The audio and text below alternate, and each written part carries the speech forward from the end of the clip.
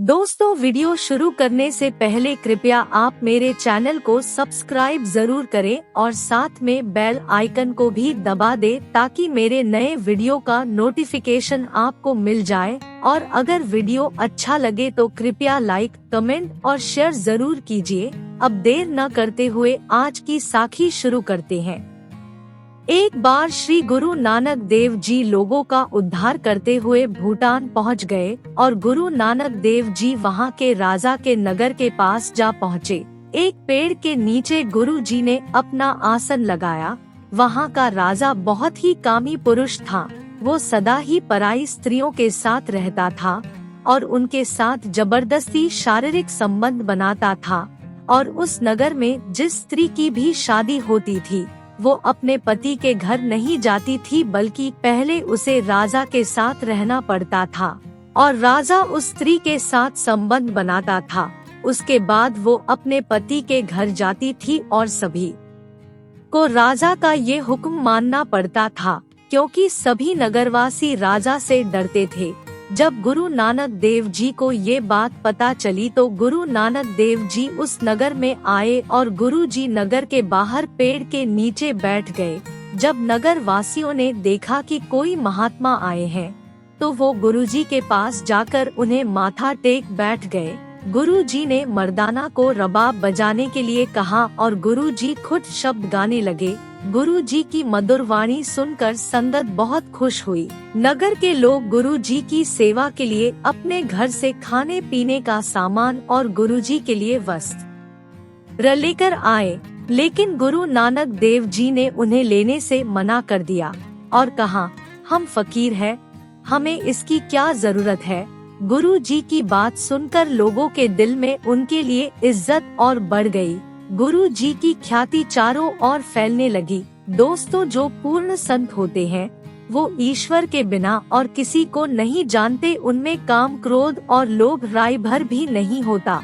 उस नगर वासियों ने राजा के पास जाकर गुरुजी की प्रशंसा की और राजा को कहा, आप भी चलकर उनके दर्शन करें, क्योंकि उनके दर्शन करने से पाप और कष्ट दूर हो जाते हैं।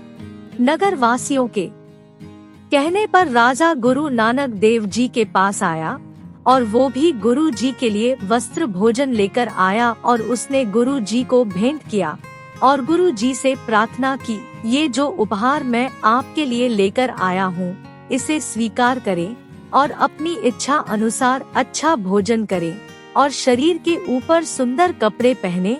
आप संत रूप गुणों की खान हो। ये सुनकर गुरु जी ने उसको कहा, ये वस्तुएं हमारे किसी काम की नहीं, इनको गरीबों में बांट दो। हम करतार की दी हुई चीजों से तृप्त है और हमारे दिल में किसी चीज की भी इच्छा नहीं है। तो दिल में श्रद्धा धारण कर राजा ने हाथ जोड़े और गुरु जी से कहा, आप संत हो और आपको किसी चीज की परवाह नहीं है, लेकिन मेरा इस तरह भला नहीं होगा। संत सदा ही पूर्ण उपकारी होते हैं, तो आप मेरी भेंट स्वीकार करें और मेरे ऊपर उपकार करें। मैं आपकी शरण में आया हूँ। मैंने आपकी बहुत बातें सुनी है। गुरु जी ने उसकी बात सुनकर कहा, अगर अपना भला करना चाहता है तो तुम जो पाप कर रहे हो उसे छोड़ दो। तुम सदा ही पराई स्त्रियों के साथ दुष्कर्म करते हो। अगर हमारे वचन मानकर ये काम करने छोड़ दो तो तेरा सदा ही भला होगा। अगर तेरे राज में किसी चीज की कमी है तो वाहेगुरु वो भी पूरी करेंगे। ये सुनकर राजा ने श्रद्धा के साथ गुरु जी से कहा, मेरा चंचल मन विषय और विकारों में लिपटा रहता है और मेरा मन स्त्री सुख से कभी भी तृप्त नहीं हुआ। इसकी लालसा दिन प्रतिदिन बढ़ती जाती है, जैसे कि अग्नि में लकड़ी डालने से अग्नि और बढ़ती जाती है। कृपया आप मुझे कोई रास्ता बताओ, मैं इन चीजों से निकल सकूं। राजा के ये वचन सुनकर गुरु जी ने वचन किए, हे राजन, स्त्री में कौन सी ऐसी बात है जिसको देखकर इतनी प्रीत बढ़ा रखी है, जिन आँखों को देखकर तू कहता है कि ये कमल के फूल जैसी है, उनके अंदर गिद्ध देखकर नफरत भी तो होती है। और अगर हम इस पूरे शरीर को देखें तो इसके अंदर हड्डी मांस के अलावा और कुछ नहीं है। और मुखड़े को चंद्रमा जैसा कहते हो, ये चर्बी और लहू के ऊपर लिपटी हुई चमड़ी है। गोरा रंग देखकर सुंदर कहते हो, इसके अंदर इन वस्तुओं के अलावा और कुछ नहीं है।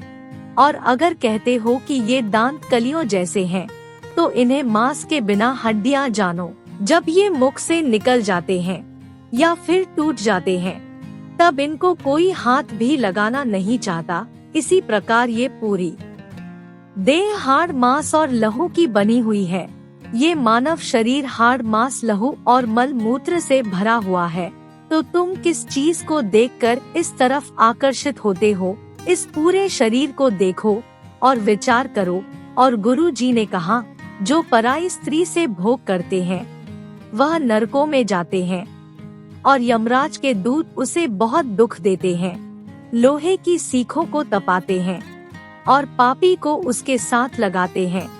कामी व्यक्ति जो पल भर का सुख पाता है, वो बहुत देर तक नरकों में दुख भोगता है।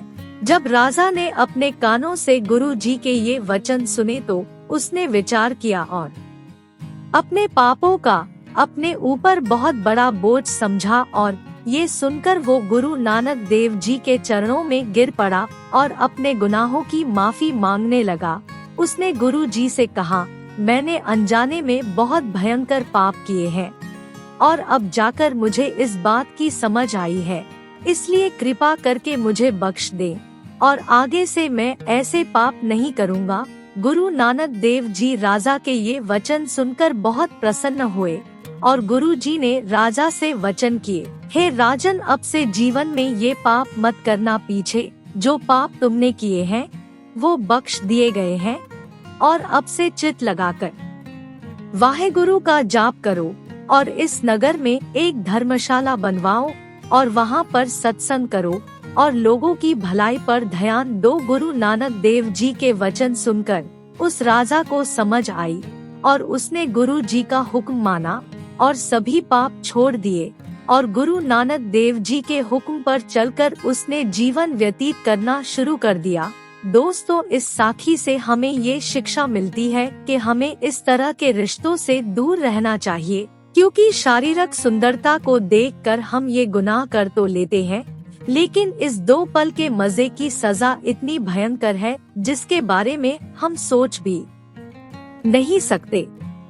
ये प्रण लेके जीवन में सभी तरह के गुनाहों से दूर रहेंगे और परमात्मा की भक्ति करेंगे और बिना नागा भजन सुमरन करेंगे। दोस्तों, अगर आपको ये साखी अच्छी लगे तो कृपया शेयर, कमेंट और लाइक जरूर करें। आपके प्यार और स्नेह के लिए बहुत बहुत धन्यवाद।